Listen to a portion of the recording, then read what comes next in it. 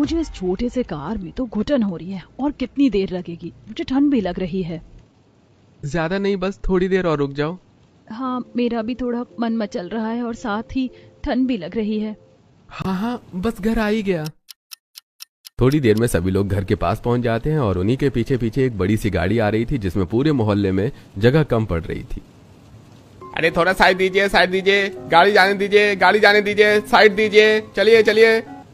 और ये इतनी बड़ी गाड़ी किसकी है और इस गाड़ी के अंदर क्या है? हाँ, इस गाड़ी के अंदर क्या है और इतनी बड़ी गाड़ी हमारे मोहल्ले में कौन बुलवाया है?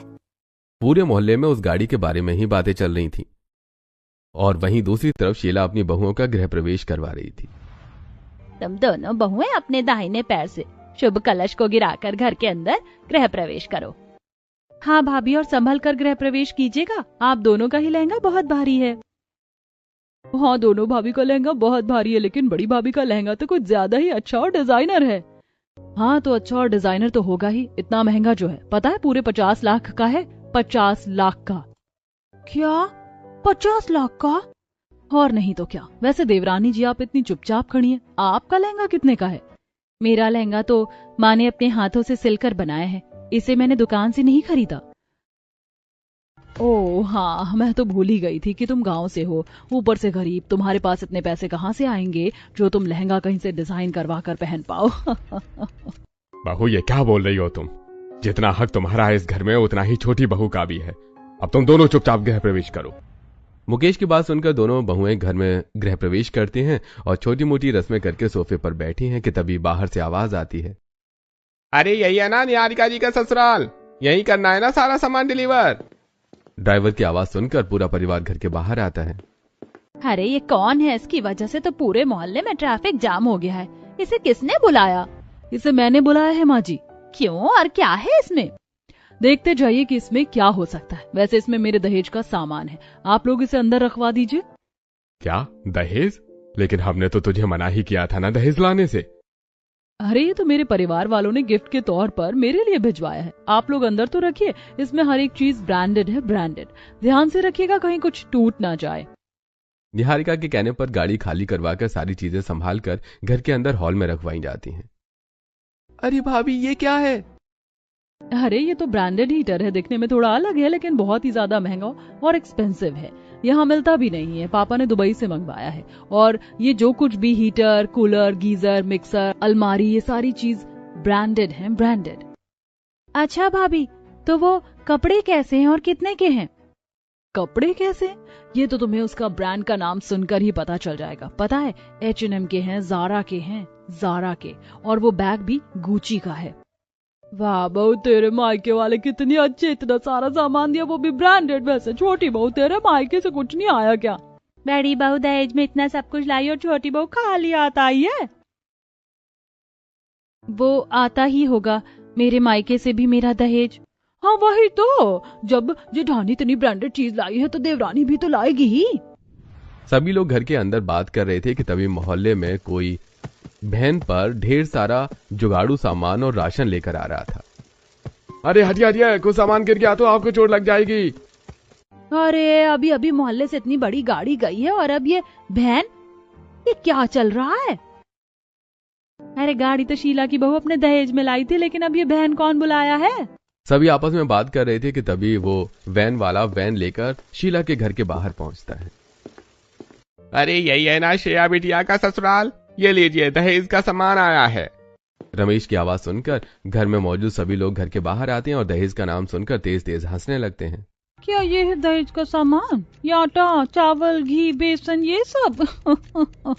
हे भगवान, हमें तो लगा था कि जैसे जेठानी ब्रांडेड दहेज लेकर आई है वैसे देवरानी भी ब्रांडेड दहेज लेकर आएगी, लेकिन यहाँ तो देवरानी देसी दहेज लाई है।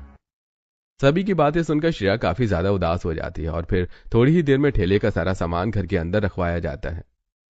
एक तरफ कहाँ ब्रांडेड बड़ी भाभी का दहेज का सामान रखा हुआ है और वहीं दूसरी तरफ छोटी भाभी का देसी दहेज का सामान। कितना डिफरेंट है दोनों में। वही तो, छोटी देवरानी जब गांव से है तो यही हाल होगा ना। सभी पड़ोसन ताना मार रही थी। ये सब सुनकर शीला श्रेया को अकेले कमरे में लेकर जाती है। मिल गया बहू तुझे सुकून। देख तेरी वजह से हमारी कितनी इंसल्ट हो रही है। इससे अच्छा तो तू दहेज लाती ही नहीं। ये क्या लाई है तू दहेज में? आटा, चावल, घी, मिठाई दहेज है या राशन का सामान? और उसमें वो 2-3 अजीब सी चीजें क्या थी? माँ जी, पापा ने बहुत मेहनत करके 1-1 रुपया जोड़कर दहेज का सामान भेजा है। उसमें जो घी है वो भी एकदम शुद्ध है और बाकी सारा सामान भी एकदम ताजा है। और हाँ, वो जो 2-3 अजीब सी चीजें हैं वो जुगाड़ की चीजें नहीं है, हीटर और गीजर का जुगाड़ है। अच्छा, तो तेरे इस जुगाड़ का हम क्या करें? मेरी बड़ी बहू लाई है ना ब्रांडेड गीजर और हीटर, उसे इस्तेमाल करेंगे, या तेरा ये देसी गीजर हीटर, और उसे तो हमें इस्तेमाल करना भी नहीं आता। शीला की एक एक बात श्रेया को बहुत बुरी लग रही थी, लेकिन श्रेया कुछ भी नहीं कहती। फिर थोड़ी देर में जब शीला श्रेया के साथ बाहर आती है तो वो देखती है कि निहारिका ने सारा दहेज का सामान अपने कमरे में रखवा लिया है। अरे बहू, तूने सारा दहेज का सामान अपने कमरे में रखवा लिया? मुझे तो देखने भी नहीं दिया।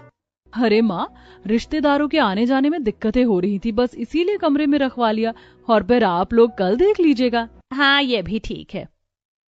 वैसे माँ, आप इसके देसी सामान को भी किचन में रखवा दीजिए, क्योंकि इसमें से बेडरूम में रखने लायक तो कुछ है नहीं। वैसे ये भी इसके लिए कीमती ही होगा, बेचारी गरीब जो है। अरे बस करो, बहुत हो गया। मेहमानों के सामने तुम अपनी ही देवरानी को ऐसा कैसे बोल सकती हो? इसलिए अभी के अभी तुम अपनी देवरानी से माफी मांगो। जितना हक तुम्हारे इस घर में उतना ही उसका भी है। नहीं जेठानी जी, आप मुझसे बड़ी हैं, आपको माफी मांगने की कोई जरूरत नहीं है। अगर तुम ये नहीं कहती तो भी मैं तुमसे कोई माफी नहीं मांगने वाली थी। हम कल सुबह बात करेंगे, अभी देर रात हो गई है, तो दोनों जाकर अपने अपने कमरे में सो जाओ। हाँ चलिए बड़ी भाभी, मैं आपको कमरे में छोड़ देती हूँ। और छोटी भाभी चलिए, मैं आपको छोड़ देती हूँ। फिर साक्षी निहारिका को कमरे में छोड़ती है और दोनों अपने अपने कमरे में सो जाती हैं। अगले दिन सुबह श्रेया नॉर्मल साड़ी पहनकर नीचे जाती हैं और सबके पास खड़ी होती हैं। ये क्या भाभी, आपने ये क्या पहना है? सच में आपको तो फैशन सेंस ही नहीं है। हाँ बहू, आज तेरा पहला दिन है, कुछ तो अच्छा पहन लेती। खैर छोड़ो ये बात, बड़ी बहू कहाँ है? तभी निहारिका ऊपर से नीचे तक फैशन में लगी हुई प्यारी सी साड़ी पहनकर नीचे उतरती है। क्या हुआ, आप लोग मुझे इस तरह क्यों देख रहे हैं? क्यों है ना मेरी साड़ी एकदम फैशनेबल और डिजाइनर? कैसी लगी आप लोगों को मेरी साड़ी? बहुत ही ज्यादा अच्छी लगी भाभी, आप तो बहुत ज्यादा मॉडर्न और डिजाइनर ड्रेस पहनती हैं। साड़ी पहना है आपने, फिर भी इतनी ज्यादा अच्छी लग रही हैं। हाँ हाँ, अच्छी तो लगूंगी ही। पता है तुम्हें कितनी महंगी साड़ी है ये? एक साड़ी पूरे 20,000 की है। क्या 20,000? हाँ और नहीं तो क्या। और ऊपर से ये जो ब्लाउज है ना, वो भी मैंने ऐसे वैसे डिजाइनर से नहीं, मनीष मल्होत्रा से सिलवाया है, पूरे 5,000 का। ये इतना शो ऑफ क्यों कर रही है? श्रेया बहू तो नहीं कर रही है, लेकिन वो करेगी भी किस चीज का? कुछ होना भी तो चाहिए। अच्छा जाओ अब तुम दोनों और खाना बना लो।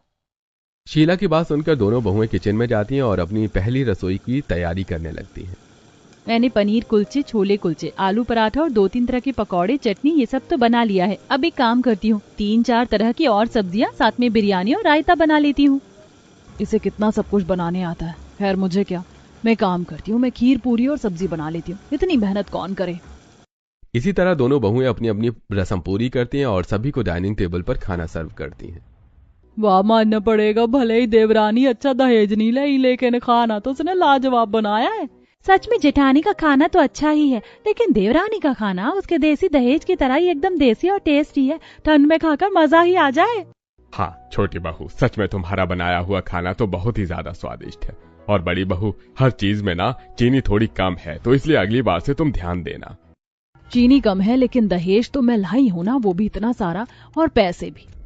इतनी मेहनत तो मैंने अपने मायके में नहीं की है जो यहाँ पर मैंने खाना बनाया है। अरे अभी चीनी कम है तो क्या हो गया, अच्छी बात है। चीनी वैसे भी कम ही खाना चाहिए। वैसे ये बड़ी बहू, तुझे मेरी तरफ से सोने का नेकलेस। अच्छा, और छोटी भाभी को? हाँ हाँ, तू भी ले मेरी तरफ से ये सोने का लॉकेट। बड़ी बहू को इतना बड़ा नेकलेस और छोटी बहू को बस लॉकेट, ऐसा क्यों? अब जो जितना दहेज लाएगा उसे उतना ही सामान मिलेगा ना, आप मेरा दिमाग मत खराब करो। शीला की ये बात श्रेया के दिल पर चुभ जाती है और वो अपनी गरीबी की वजह से कुछ कह नहीं पाती है। इसी तरह अगले दिन। अरे तुम दोनों अभी तक नहाई नहीं हो? हैं? क्या? जाकर नहा लो। इतनी ठंड में कौन नहाता है, मुझे तो बहुत ठंड लग रही है। सच में मेरा तो नहाने का नाम सुनकर ही हाथ पैर सब कांप रहे हैं। मेरा तो सही है, मैं तो मस्त ब्रांडेड गीजर ऑन करके गर्म पानी से नहाई हूँ और फिर ब्रांडेड हीटर ऑन करके कमरे में आराम से हीटर की गर्माहट लेकर आ रही हूँ। अरे हाँ बहू, हम तो भूल ही गए थे कि तू अपने दहेज में ब्रांडेड ठंड की चीज लेकर आई है। हाँ भाभी, अब तो मैं आपके बाथरूम में गीजर से ही नहाया करूंगी। हाँ भाभी, मैं भी। ओहो, मैंने इनके सामने कहाँ ही ब्रांडेड चीजों का नाम ले लिया। अगर इन लोगों ने भी मेरा वॉशरूम यूज किया या फिर वो हीटर गीजर सब यूज किया तो नहीं नहीं नहीं, मैं ऐसा नहीं होने दूंगी। क्या हुआ बहू, क्या सोचने लगी तू? सॉरी, मैं यूज करने देती, लेकिन क्या है ना, हीटर और गीजर खराब हो गया है। अरे भाभी, झूठ क्यों बोल रही हैं? आपने अभी तो कहा है कि आप अभी अभी इसका इस्तेमाल करके आई हैं, तो इतनी जल्दी खराब कैसे हो गया? हाँ, झूठ बोल रही हूँ क्योंकि मैं नहीं चाहती कि मेरी ब्रांडेड चीज तुम लोग इस्तेमाल करो। भाई, मैं अपने दहेज में लेकर आई हूँ, तुम लोगों के लिए नहीं लेकर आई हूँ। ये सुनते ही साक्षी और नैना के साथ पूरा घर थोड़ा परेशान सा हो जाता है कि तभी श्रेया आती है। अरे क्या हुआ, आप लोग इस तरह क्यों बैठे हैं? फिर नैना श्रेया को सारी बातें बताती है। अच्छा, तो कोई बात नहीं ना। वैसे भी मुझे नहीं लगता कि आप लोग मेरा लाया हुआ दहेज का सामान इस्तेमाल करेंगे, लेकिन फिर भी अगर आप चाहें तो मैं अपने जुगाड़ू देसी हीटर और गीजर का इस्तेमाल करके आपको गर्म पानी के साथ गर्माहट भी दे सकती हूँ। ओह गॉड, आफ्टर सड़े हुए दहेज की चीजों को इस्तेमाल करने से अच्छा है कि मैं ठंडे पानी से ही नहा लूं। अगर मैं भी भाभी को मना कर दूंगी तो भाभी को बहुत बुरा लगेगा, इसीलिए काम करती हूँ, मैं ही भाभी के साथ चली जाती हूँ। चलिए भाभी, दीदी तो नहीं सही, लेकिन मैं देखना चाहती हूँ कि उन चीजों का इस्तेमाल कैसे करते हैं। ठीक है, चलो। फिर श्रेया नैना को अपने साथ लेकर जाती है और उसे देसी जुगाड़ू गीजर से पानी गर्म करके नहाने के लिए देती है और फिर हीटर की मदद से नैना ठंड से राहत पाती है। वैसे भाभी, ये हीटर तो इलेक्ट्रिक हीटर से भी ज्यादा अच्छा है। इसे आपने इतनी अच्छी तरह से कैसे बनाया? अरे मैंने नहीं बनाया, वो मेरी माँ ने बनाया है। और इस हीटर में ज्यादा कुछ नहीं करना पड़ता, बस गर्म कोयले डालने पड़ते हैं, फिर ना धुआं निकलता है और ना ही आग जलती है, बस गर्माहट मिलती है। सच में भाभी, कितना मजा आ रहा है। ठंड में मेरे दांत किटकिट पड़ रहे थे, लेकिन अब तो सुकून मिल रहा है। दोनों आपस में बातें करते हुए हीटर सेकते हैं और कुछ देर बाद हॉल में आते हैं और नैना सभी को हीटर गीजर के बारे में बताती है। क्या सच्ची बहू? फिर तो बहुत अच्छी बात है। अब तो कभी कभी हमें उसे इस्तेमाल करने देना। अरे, वो आप लोगों का ही है। और माँ से कहकर 2 चीज मंगवाई थी मैंने, तो एक आप लोग हॉल में रखवा लीजिए और दूसरा माँ जी आप अपने कमरे में रख लीजिए। मुझे जरूरत होगी तो मैं हॉल वाला इस्तेमाल कर लूंगी। बड़ी बहू तो अपना ब्रांडेड सामान इस्तेमाल ही नहीं करने दे रही, छोटी बहू का ही इस्तेमाल कर लेंगे। श्रेया की बात शीला को थोड़ी अच्छी लगती है, लेकिन निहारिका मुंह बनाती है और इसी तरह कुछ दिन बीतते हैं और हमेशा श्रेया घर में दहेज की लाई हुई चीजों का ही इस्तेमाल होता है, जबकि निहारिका सारी चीजें छुपा लेती है। फिर एक दिन, माँ, मेरे मायके में मेरी छोटी बहन की शादी है, इसलिए मुझे मायके जाना होगा। हाँ, और मेरे मायके में भी मेरे छोटे भाई की शादी है, इसलिए मुझे भी जाना पड़ेगा। ठीक है, तो फिर तुम दोनों ही अपने अपने मायके हो आओ। ठीक है, चलो निहारिका, मैं तुम्हें मायके छोड़ आता हूँ। हाँ, और श्रेया चलो, तुम्हें मैं छोड़ आता हूँ। फिर आदित्य श्रेया को और अंकित निहारिका को उसके मायके छोड़ देता है और वो दोनों अपने अपने मायके में खुशी से शादी एंजॉय करती हैं। फिर वापस लौटते वक्त, अरे लाडली बिटिया, इसमें मैं अपने हाथों से सिलकर तेरे परिवार वालों के लिए अलग अलग डिजाइनर ड्रेस बनाई हूँ, तू इन्हें अपने ससुराल वालों को दे देना और खुद भी रख लेना। ठीक है माँ, और थैंक यू सो मच मेरे और मेरे ससुराल वालों के लिए इतना सब कुछ करने के लिए। हाँ, बस अब तेरे ससुराल वालों को पसंद आए। हाँ, उन्हें जरूर पसंद आएगा। आखिरकार माँ ने इतनी मेहनत करके पूरी पूरी रात जागकर उनके लिए ये सब बनाया है, और फिर माँ के कपड़े तो बड़ी बड़ी दुकानों में भी दिखते हैं, उन्हें भी पसंद आएगा। अच्छा चलो, अब हो गया आप लोगों की बात, तो मैं तुझे तेरे ससुराल छोड़ाऊं, फिर मुझे भी और भी काम है। हाँ, चलिए भैया। फिर विशाल श्रेया को गांव से ससुराल छोड़ने निकल पड़ता है, वहां निहारिका के मायके में।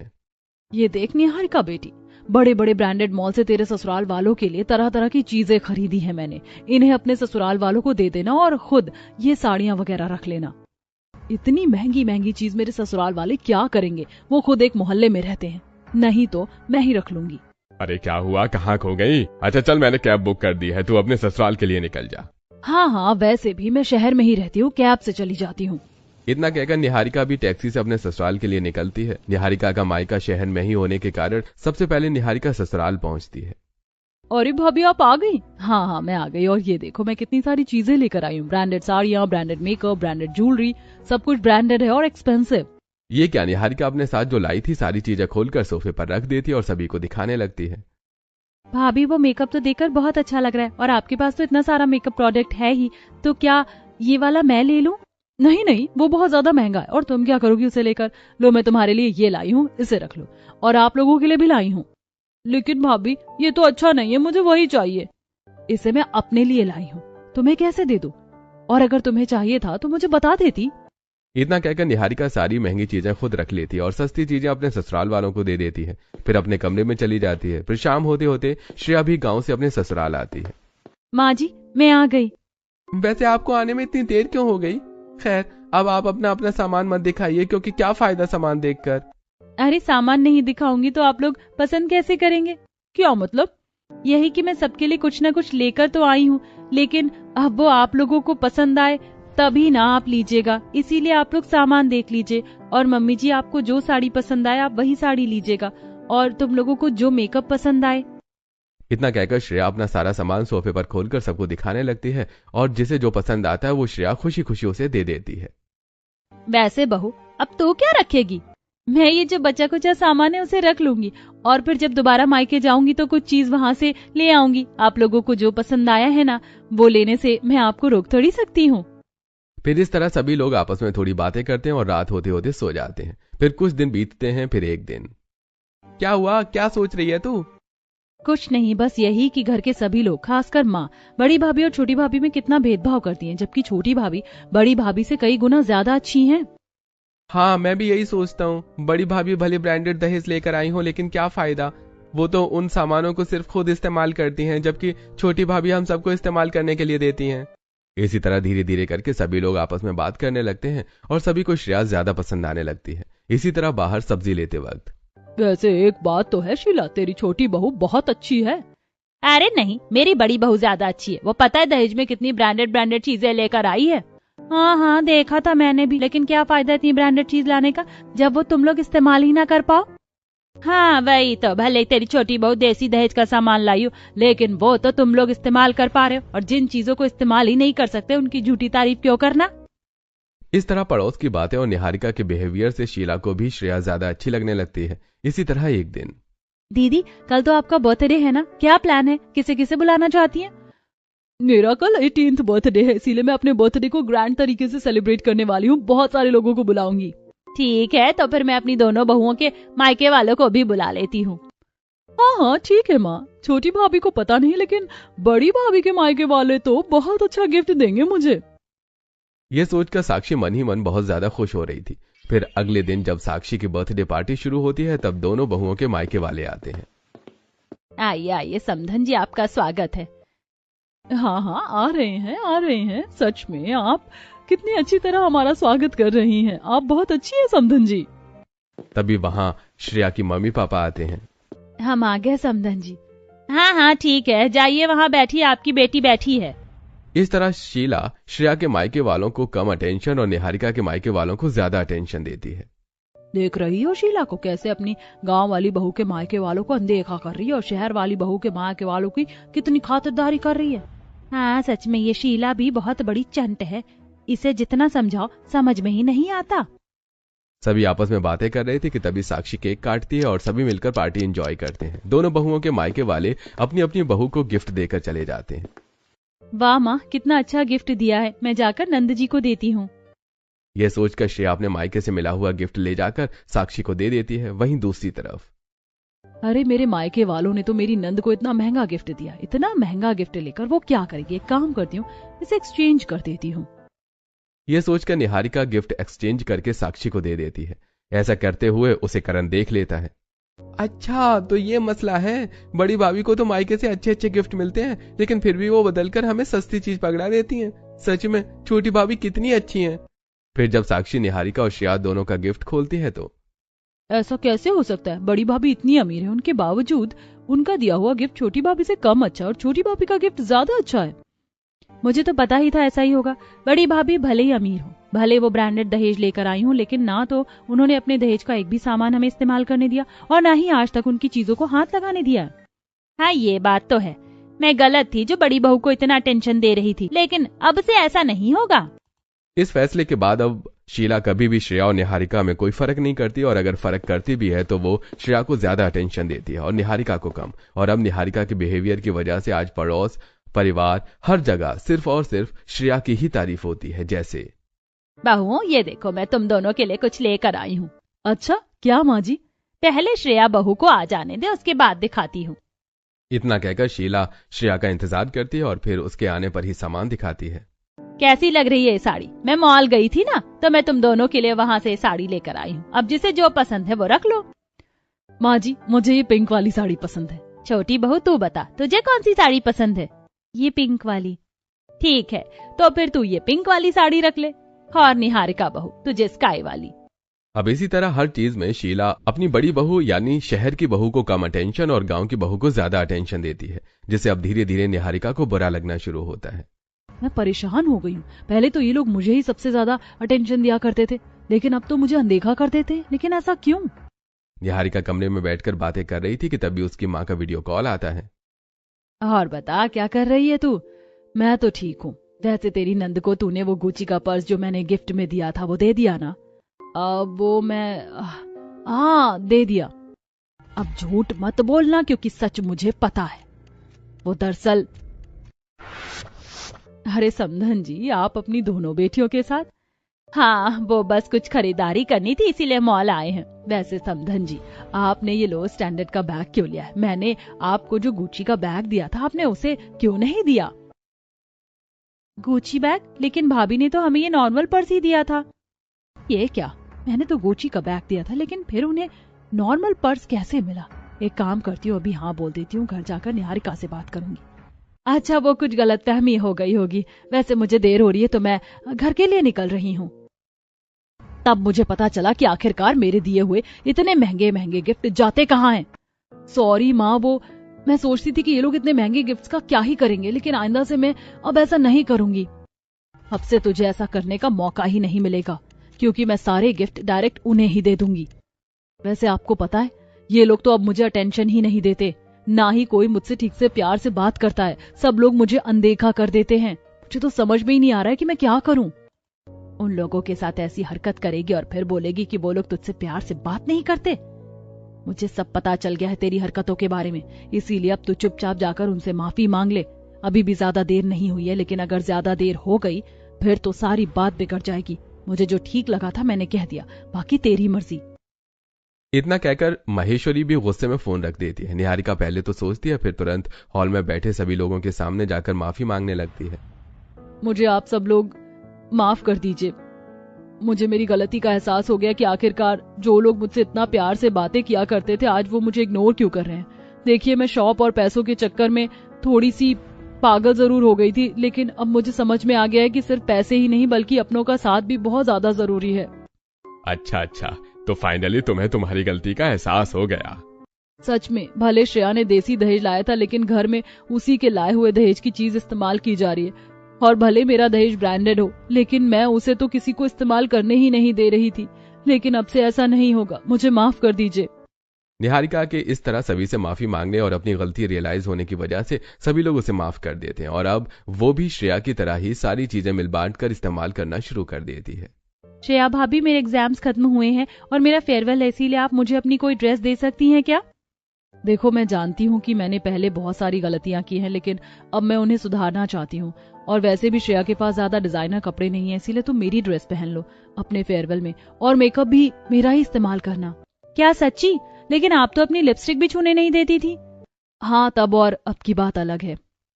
इसके बाद नैना को फेयरवेल पार्टी के लिए निहारिका तैयार करती है, और फिर पार्टी में नैना की बहुत तारीफ होती है। इसके बाद नैना और श्रेया दोनों शहर और गांव के भेदभाव को भुलाकर मिलजुल कर रहने लगते हैं।